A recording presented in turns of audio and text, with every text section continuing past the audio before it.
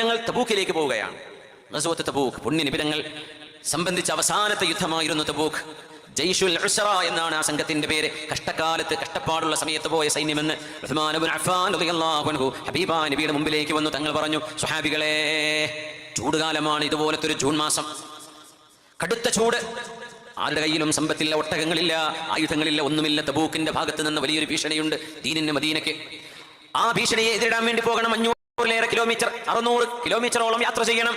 സ്വഹാബികളെ, സംഭാവന ചെയ്യണേ, സംഭാവന വേണം, സ്വതക്ക വേണമെന്ന് നബി തങ്ങൾ പറയുമ്പോൾ ഉസ്മാൻ ഇബ്നു അഫ്ഫാൻ റളിയല്ലാഹു അൻഹു 1000 സ്വർണ്ണ നാണയങ്ങൾ ഹബീബിന്റെ മുമ്പിൽ കൊണ്ടുവന്ന് ചുരിഞ്ഞു കൊടുത്തു. അന്നത്തെ ദീനാർ, ആ സ്വർണ്ണ നാണയങ്ങൾ ഇങ്ങനെ എടുത്തു നോക്കി നബി തങ്ങൾ പറയാൻ,